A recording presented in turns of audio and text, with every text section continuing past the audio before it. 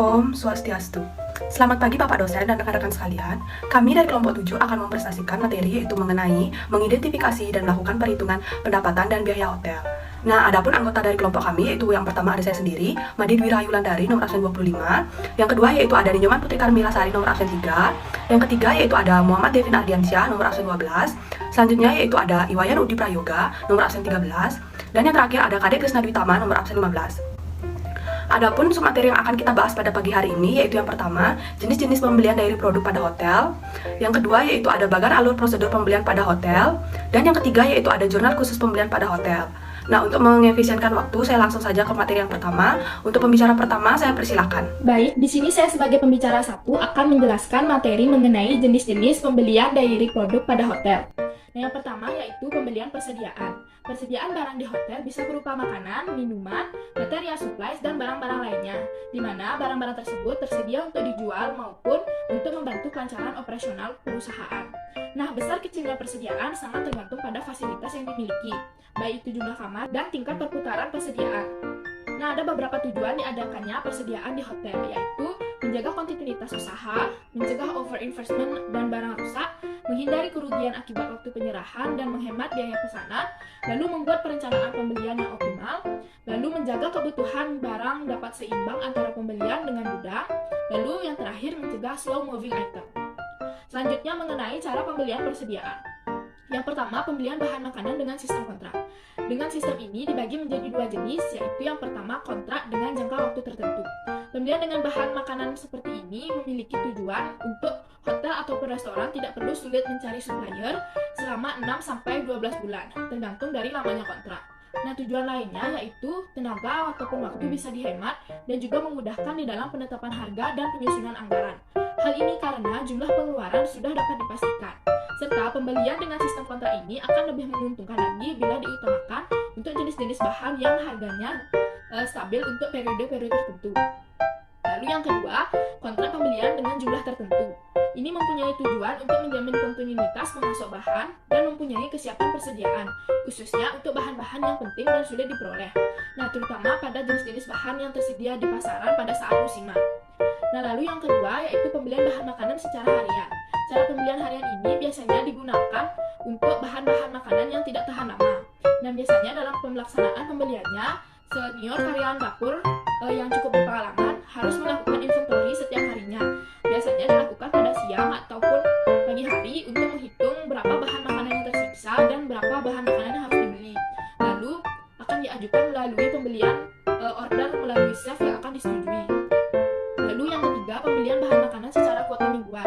Cara pembelian makanan secara kuota mingguan ini pada umumnya dilakukan untuk bahan-bahan makanan yang tergolong grocery. Hal ini karena pengiriman dalam seminggu sekali atau sekali dalam 2 minggu. Ini cocok untuk bahan-bahan yang grocery dan sangat sesuai. Lalu yang keempat, pembelian bahan makanan secara cash and carry. Nah, cara ini dilakukan oleh hotel-hotel kecil ataupun menengah di mana umumnya bahan ataupun barang yang akan dibeli ini tidak dalam jumlah yang besar dan untuk bahan-bahan ini sangat mudah didapatkan. Nah, biasanya pembeliannya bisa dilakukan langsung ke pasar, supermarket, toko-toko tertentu yang memang sudah dijadikan langganan oleh restoran ataupun hotel tersebut. Nah, ada beberapa keuntungan dalam menggunakan pembelian cara cash and carry ini. Yang pertama, dapat dibeli secara lebih di banyak tempat dan tidak tergantung pada satu pemasok. Yang kedua, harganya lebih kompetitif walaupun barang dibeli dalam jumlah sedikit. Yang ketiga, pembeli tahu secara pasti bahan ataupun barang yang akan dibeli hanya dengan melihat harga di katalog. Yang keempat, bila segera dibutuhkan, pembelian bisa dapat dilakukan secara seketika. Sedangkan kerugian dari pembelian cara ini yaitu harus menyediakan orang yang ditugaskan untuk membeli serta transportasinya, dan hotel ataupun restoran ini harus membayar secara tunai. Nah, cara pembelian yang kelima yaitu pembelian bahan makanan secara pembayaran pesanan. Nah, biasanya pembelian dengan cara pesanan ini diperlukan oleh hotel atau restoran yang memerlukan bahan makanan tersebut dalam jumlah yang banyak untuk memenuhi kebutuhan beberapa waktu. Nah, hal tersebut juga menjamin kontinuitas bahan berkaitan dengan keberadaan jenis makanan tertentu yang dicantumkan dalam menu. Baik, sekian pemaparan materi dari saya. Terima kasih. Baik, di sini saya akan lanjutkan materi mengenai bagan alur prosedur pembelian pada hotel. Persediaan barang di hotel bisa berupa makanan, minuman, material supplies, dan barang-barang lain, di mana barang-barang tersebut tersedia untuk dijual maupun untuk membantu kelancaran operasional hotel. Besar kecilnya persediaan sangat tergantung pada fasilitas yang dimiliki. jumlah kamar, dan tingkat perputaran persediaan. Adapun bagian yang terlibat dalam proses pembelian persediaan hotel, yaitu yang pertama ada departemen yang memerlukan barang, yang kedua ada gudang atau general store, yang ketiga ada pembelian atau purchasing, yang keempat ada bagian penerimaan atau receiving, yang kelima ada bagian cost control, dan yang keenam ada bagian akun payable atau hutang usaha. Adapun dokumen yang digunakan dalam pembelian persediaan hotel, yaitu yang pertama ada purchase requisition atau PR. PR ini merupakan formulir yang mencatat permintaan pembelian barang yang biasanya disiapkan gudang atau departemen outlet atas dasar persediaan minimum.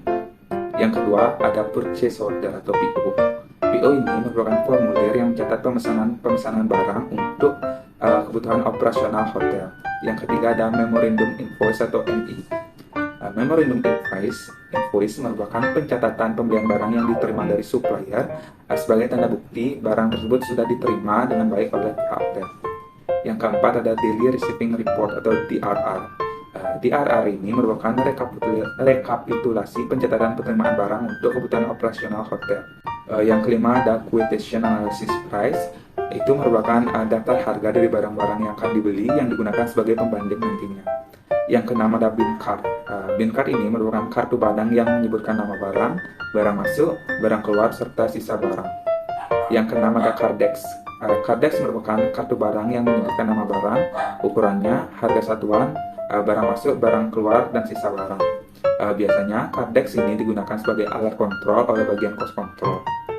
Adapun laporan yang dihasilkan dari prosedur pembelian persediaan di hotel ini, yaitu Daily Receiving Report atau DRR, yang dihasilkan oleh bagian penerimaan barang atau receiving, di mana DRR ini menjelaskan tentang penerimaan barang harian. Baik, sekian pemaparan materi yang dapat saya sampaikan. Terima kasih. Baik, terima kasih atas waktu yang telah diberikan. Di sini saya akan melanjutkan materi dari UDI. Seperti yang sudah dijelaskan mengenai istilah-istilah pada prosedur pembelian pada hotel. Selanjutnya kita akan membahas mengenai bagan alur prosedur pembelian pada hotel. Nah, teman-teman dapat sekaligus melihat bagan tersebut di materi yang telah kami sajikan. Prosedur pembelian persediaan adapun langkah-langkahnya, yakni yang pertama adalah PR atau Purchase Requisition dibuat oleh departemen yang memerlukan barang. Jika barang yang diperlukan tidak tersedia di gudang, PR ini juga bisa dibuat oleh bagian gudang. Jika barang yang tersedia di gudang sudah mencapai persediaan minimum, PR pada umumnya dibuat dalam 3 langkah yang kemudian distribusikan pada cost control sebagai alat kontrol, ke purchasing sebagai alat untuk membuat PO, dan juga bisa ke gudang atau departemen yang memerlukan.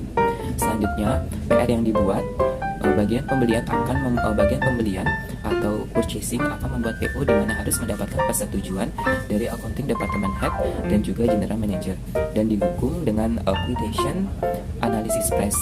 PO pada umumnya dibuat dalam 5 langkah yang didistribusikan pada supplier yang ditunjuk, cost control sebagai kontrol, gudang sebagai informasi pembelian, account payable sebagai dasar untuk mencatat hutang, dan purchasing sebagai arsip. Selanjutnya, supplier menyiapkan barang yang diminta berdasarkan PO yang telah diterima. Setelah barang siap dan disertai dengan invoice, selanjutnya akan dikirim ke hotel. Pada hotel, bagian penerimaan barang atau receiving diterima oleh receiving barang tersebut. Setelah barang yang datang dicek, bagian penerimaan menyiapkan MI atau memorandum invoice dan meminta persetujuan dari bagian gudang untuk persetujuan tentang jumlah dan kualitasnya, cost control untuk persetujuan harga, dan bagian penerimaan untuk tanda terima barang. MI pada umumnya dibuat dalam beberapa langkah sesuai kebutuhan. Tapi ada juga yang membuat dalam 5 langkah dengan distribusi kepada cost control sebagai kontrol, gudang sebagai informasi, purchasing sebagai arsip, account payable sebagai dasar mencatat hutang, supplier sebagai pendukung penagihan. Selanjutnya, bagian gudang setelah menerima barang dari bagian penerimaan, kemudian menyimpan barang dan mencatatnya pada bin card berdasarkan MI. Sedangkan cost control berdasarkan salinan PR PO MI akan mencatat pembelian tersebut ke dalam Cardex, dan akun payable akan mencatatnya pada hutang usaha. Dan yang terakhir, MI setiap hari dipilah per jenis barang berdasarkan bisa food, beverage, material suppliers, dan lain sebagainya oleh bagian receiving untuk digunakan sebagai dasar membuat DRR atau Daily Receiving Report. Baik, di sini saya akan menjelaskan materi yaitu mengenai menyusun jurnal khusus pembelian pada hotel. Proses akuntansi dimulai dari pencatatan bukti transaksi ke dalam jurnal umum, kemudian diposting ke dalam rekening buku besar. Proses tersebut berjalan terus-menerus sepanjang tahun buku. Kegiatan semacam itu dapat dilakukan hanya untuk transaksi yang memiliki frekuensi tidak sering terjadi dan jumlah bukti transaksinya tidak banyak. Apabila transaksi yang sejenis memiliki frekuensi dalam kategori sering terjadi dan transaksinya banyak, cara posting seperti dikemukakan pada pembahasan jurnal umum tidak efisien. Nah, kondisi ini biasanya terjadi pada perusahaan besar atau satuan usaha yang mulai berkembang pesat. Oleh karena itu, bertolak dari jurnal umum yang biasanya digunakan untuk mencatat transaksi sejenis dan jumlah frekuensinya cukup sering, dapat dibuatkan jurnal yang mempunyai bentuk khusus. Nah, jurnal tersebut dinamakan yaitu jurnal khusus. Transaksi-transaksi yang dapat dicatat dalam jurnal khusus misalnya transaksi penerimaan kas, transaksi pengeluaran kas, transaksi penjualan kredit, dan transaksi pembelian kredit. Setelah pencatatan dalam jurnal khusus tersebut selanjutnya diposting ke dalam rekening buku besar dan dilakukan secara periodik, biasanya setiap sebulan sekali. Baik, sekian pemaparan dari saya. Terima kasih. Baik, terima kasih atas waktu yang telah diberikan. Jadi saya Kedai Krisna Witama selaku pembicara keempat akan melanjutkan pemaparan materi mengenai penyusunan jurnal khusus terkait pembelian-pembelian yang terjadi pada hotel. Dalam hal ini, untuk mencatat transaksi-transaksi terkait pembelian-pembelian yang terjadi pada hotel akan melibatkan dua jurnal khusus, yaitu jurnal khusus pembelian dan jurnal khusus pengeluaran kas. Nah, jadi bedanya apa? Kapan dicatat pada jurnal khusus pembelian dan kapan dicatat pada jurnal khusus pengeluaran kas? Itu bergantung pada jenis transaksi yang terjadi, apakah dilakukan secara kredit atau dilakukan secara tunai. Apabila transaksi-transaksi terkait pembelian-pembelian yang terjadi pada hotel ini dilakukan secara kredit, maka akan dicatat pada jurnal khusus pembelian. Sedangkan apabila transaksi pembelian pada hotel ini terjadi secara tunai, maka akan langsung dicatat pada jurnal khusus pengeluaran kas. Nah, jadi untuk lebih jelasnya kita akan bahas contoh soalnya. Jadi bisa langsung dilihat contoh soalnya di slide. Nah, langkah pertama yang harus kita lakukan untuk memudahkan mengerjakan soal adalah kita mengelompokkan mana transaksi yang dilakukan secara kredit dan mana transaksi yang dilakukan secara tunai. Jadi bisa dilihat di soal. Selama bulan Agustus 2022, Krishna Bali Hotel and Resort melakukan transaksi sebagai berikut. Yang pertama, tanggal 3 Agustus dibeli bahan masak dari Toko Wijaya Gianyar seharga 5 juta dengan syarat pembayaran 3/10 N/30. Nah, jadi bisa kita simpulkan bahwa untuk transaksi yang pertama ini dilakukan secara kredit. Jadi kita lanjut ke transaksi yang kedua. Transaksi kedua, tanggal 10 Agustus dibeli perlengkapan barbeque dari Toko Satya Abadi seharga 450.000 dengan syarat 2/10 N/30. Nah, dapat dilihat untuk transaksi yang kedua ini tanggal 10 Agustus juga merupakan transaksi yang dilakukan secara kredit.